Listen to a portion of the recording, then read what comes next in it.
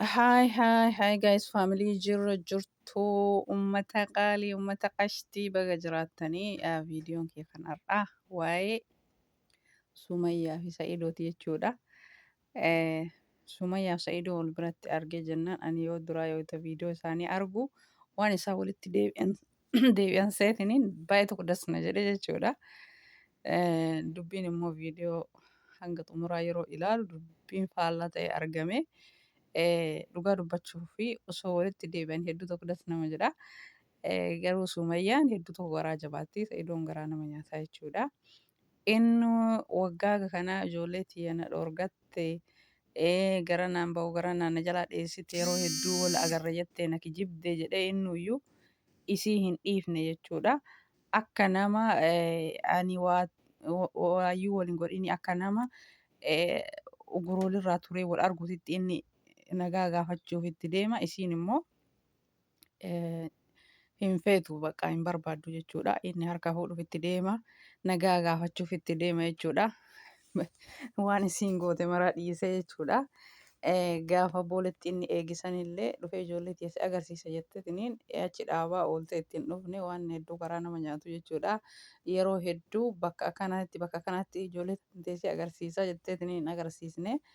Ammallee mala warra bakka mana gurguran kanatti tabira jirtu tanaan walii galan naaf fakkaate akkasitti akka isaan wal argan taasiste. Rifatuun amma kiyyuu jechuun amma Sumayyaan osuma isiin homaa hin yaadatin Sa'idoon biraan bahee jechuudha.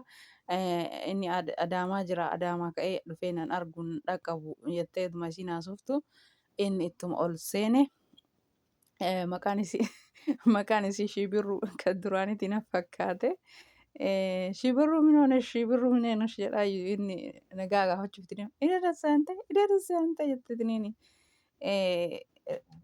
Nagaa umallee osoo gaafatte jechuudha. Garuu hedduu tokko garaa jabaattee Sumayyaani. Hagana garaa jabaatti seene nagaa uumaa gaafatteetiniin akkuma inni baanu ijoollee maayyoo osoo itti agarsiiste jechuudha. Ani waan na kolfisiise keessa maal ta'uuf safara kiyya dhufte ammaan booda si arguun fedhuu siin barbaadu naan jettee viidiyoo irratti hin haasofne waan sin dhageenye seeta. Narraa achi deemi natti hin dhagaan jedheen nan qabin narraa baasi yookaan ani hin bayaa jetteen jechuudha. Amma isiillee waliigallee waan dhufneef rabshaa tokko osoo hin kaasne dubbii tokko osoo hin kaasne yoo waliigaltan teettanii wajjin haasoftanii ani walitti isin araarsa jedhee isin fide malee akka isin hagana kabbaadii gootanii wal loltan hin seene.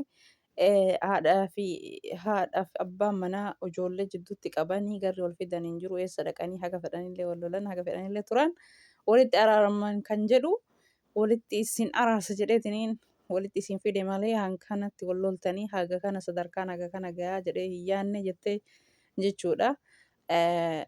Warri lafarraa manarraa bituu dhufanillee akkanatti Sumayyaan ka'u jettee Sa'idoo yeroo hedduu gamana yoo inni dhufe gamanaan jalaa dheessitu gamana yoo inni dhufe garuu hedduu tokko garaa nama nyaataa garaa jabaatte inni ammallee akka osoo nama gariitti inni aaraa jechuudha. Kanaas haga kana biyyaansi amma isaan yoo xiqqaate waggaa 3 erga wal lolanii yoo xiqqaate waggaa 2 jechuudha. Erga wal lolanii waggaa 2 fixanii jechuudha. Indoom waggaa 2 duraayyuu jechuudha. Ta'aayyuun fuudharraa kaasee jechuudha. Akkasii haga kana muluu ijoollee isaa ittiin agarsiisne ijoollee natti agarsiisi ijoollee arguu barbaada gizee barbaadessi agarsiisa ittiin agarsiisuu hin barbaadu. Isiin immoo tan waliif fiddatuun immoo mana gatii manaa si haa gargaaruu fi mana si gargaara ati haadha ijoolleeti. Kanaaf asillee yoo oli araaramtan jedhee ani yaadni kiyya walitti isin araarsu fide dhiifamaa jetteeni. Ati keessa kennan beeytu walitti nama araarsuun namaaf waan waa yaaduun yaada gaariidha. Ati garuu hedduu galatoomii jetteeni. Ani garuu kana kolfisiise ijoolleetti inni jennaani. Minnoo የሰበሰብኳቸው ሴቶች ማህፀናቸው አይሰራም እንዴ jettee bakka isaanii na kolfisiiste jechuudha. Beerri ati walitti guurtee fuutee maali ijoollee sii dhaluu hin dandeenye maaxaniin isaanii hin dalagu jetteeni. የሰበሰብኳቸው ሴቶች የእነሱ ማህፀን አይሰራም እንዴ jettee bakka isaanii na kolfisiiste jechuudha. Dhugaa dubbachuuf Sa'idoon dubartii 4 moo 5 fuudhe. Dubartii 4 hin gaate na fakkaata. 4 iyyuu hin caalti. dubartii afuriin akka isiin baantu dubartiin kunniin haga ammaa waan deemneefi akkasii Sumayyaan akkasitti bakka sanii na kolfisiiste jechuudha. Atti xaggaኝ አትንካኝ ወደዛ አንተ አትጥራኝ ሽብሬ ብለኝ አትጥራኝ መቃ ሽብሬ ሲንቃተ ጅጅረቴ ያረ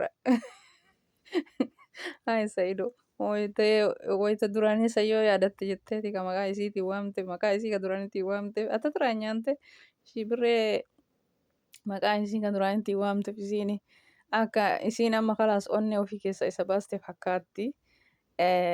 Bakka isan barbaadu namittiin mana irraa bitanillee gatii manaa si gargaaru ati haadha ilmaaniiti jennaan hin barbaadu gargaarsa isaa.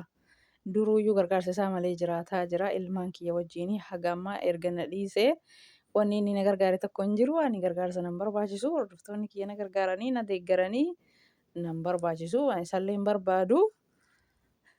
Karaa na jala zoor godhii nan bayaa jettee osuma jettu akkasii wal fixan viidiyoon dhumatee jechuudha. Dhugaa namitti santu ta waliif fidde tanattu waadaa galchee akka waan tokko hin goone eqediin kan kee ana qabdee asii giddiin na oofudha lakkaa inni ልታገተኝ ነው jetteene eqediin kan kee anallee yaw kaamsitee na qabdee asiin na bahudha. Wallaahi osoo sana asumaan qabeetiniin Astagfirullah Seydo. Wallaahi namittiin akka rabshaa biiroo kana keessatti hin uumne salaamumaan biraa baay'ee walii galtan waliin haasoftanii jetteen isiin hin didde wanni ani isa haasa'u tokko illee hin jiru. Ishii nagaa uumaa nagaa fadhu qaban biraa haa taa'u jedhee hatta macarashaa kadhatee dadhabeen hatta nagaa illee hin diddee jechuudha. Osoo san giddiin qabee ol fuudhee isiin baheeni jechuudha. Ima danda'a garuu suni waadaa dura akka rakkoon tokko hin uumamne salaamii walii haasaa yoo walii araaramtan araaramaa jettee waadaa galchite.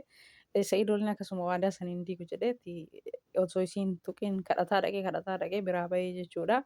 Eegasii viidiyoon achirratti xumuramee jechuudha.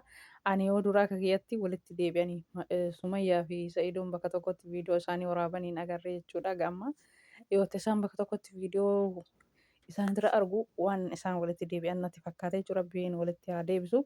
Garuu Sumayyaan akka deebisaa hin jirtu. Sumayyaan deebisaa hin barbaaddu. Osoo deebitee asumatti nagaa isa gaafatte nagaa jettiin.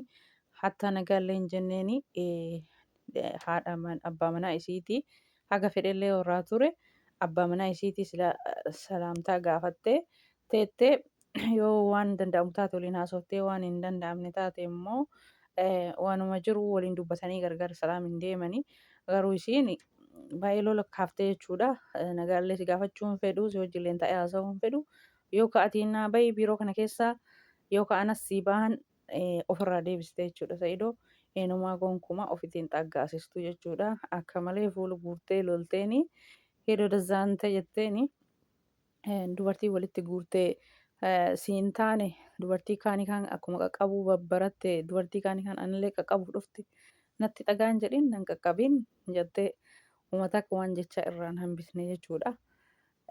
Osoo ijoollee isaa itti agarsiistee gammachiistee kanallee gizee fedha kiyyaa gizee fedhiin kiyya jiraate sitti agarsiisa malee amma sitti waan agarsiisu hin jiru jettee itti dhaadatte jechuudha. Seeraan si gaafachuu danda'a inni jennaan higgin bootaa ol aallee akkoo bakkuma arganitti naman kassasanii seerrillee bootaa qaba. Bootaan kun bootaa mana bituu dhufne malee bootaa keessi itti ol kassasanii wal gaafatanii miti jettee akkasitti garuu gara kana jabaachuun sirrii miti. Hoggaa lama turtee hin ga'a. Innuu ati yoo fedhii na wajjin jiraachuu fedhii haadhaaf abbaa manaa ta'uu yoo fedhan qabne dirqamni hin jiru. Ijoollee kiyya natti agarsiisii jedheen inni waan biraatti dhiise. Osoo ijoollee isaa itti agarsiiste jechuudha. Isiin immoo dhumarratti kan dubbattu ijoolleen kun ani abbaa isaaniitii waan fedhanillee ta'anii abbaa isaanii isaan dhoorguuf osoo hin taane haga afaan waan hunda addaan baafatanii barataniif eega malee ani ijoollee isa dhoorguuf miti akka agarree haga fedhanillee turan abbaa isaanii na gaafachuun isaanii nafuu jette. Rabbiin abbaa isaaniitii wal agarsiisu walitti haa deebisu. Sumayyaan beerri walitti guurtee niitii sii ta'uu dadhabdee gara kiyya dhuftee liqaqanya aboo atti yaasanya aboo liqaqanya jettee diddee rabbiin si yaalaaf kaa Sa'idu si si maannenne garuu silaa eega eega bira dhufte silaa qabdeetumaan giddima achii baatanii garuu namittiin biiroo kiyyaan baxaabbaxinaa jetteetiniin diddee isiin amma duruu yoo inni asiin arge isiin asiin dhokatti. Akkasitti Sumayyaan Sa'idoo diddee Sa'idoo biratti arginaan nutis yaa rabbi jarri kun walitti deebi'ee laata jennee gammanne walaakin dubbiin akkas hin taane hunduu gaafuma rabbi fedhe erga didde kalaas isiin amma dura osoo dubartii takkaa miti sadii afuriinuu ga'e inni amma mala kanaaf taasifaa kuttee dubartiin baay'atte Sa'idoolleen dubartii baay'ee fuudhe. Garuu jireenya qaalee kanaan dubartii kana hunda horatu Sa'idoon ከወሊድ ጉሬ akkasiin baantu የሰበሰብካቸው ሴቶች ማህፀናቸው አይሰራም እንዴ እነሱ አይወልዱም እንዴ ምንድነው ልጄ ልጄ ልጄ ትላለች jetteeni akkasii dubartootuma walitti guure kanarraa rabbiin ilmoo si haa kennu Sa'idoo Sumayyaan baay'ee sitti garaa jabaatte salaamtallee harkas fuudhuun hedduu ijoolleellee gizee fedha ofii malee sitti agarsiisuun hedduu kadhatee Sa'idoon akkasitti Sumayyaa biraa bahee nama hundaa wal biratti argamuun isaanii kun hin gammachiise. Sumayyaan hattaa nagaa gaafachuu diddee deebisallee ansin dirquu fedha keetiin nagaa rabbiituu na gaafadhu bakka jedhee yoo inni harkaan achi marra sadiitti deeme hiriira zaante attiin kan nyaante atti tagaa nyaante jette diddee akireeffate Sa'idoon biraa bahee nu rabbashinii waadan akkuma dur walii galetti akka rabshaan hin uumamne jettee ani ba'u malee isin jettee dadhabsiistee jennaan yookaan isanirraa baasii yookaan anasirraa baya maaliif akkana na goote jetteeni jechuudha namitti wajjin biiroo keessa waliin haasa'anii eega isiin diddee maal godhare Sa'idoolleen carraa biraan qabu mataa qabate itti dhiisee biraa gadi ba'ee jechuudha. Wanni godhu takka hin jiru jechuudha ni diddee muluu garaa jabaatte inni wanni godhu isan dhibne silaa gisima kana qabeetumaan giddiin galaan jechuudha.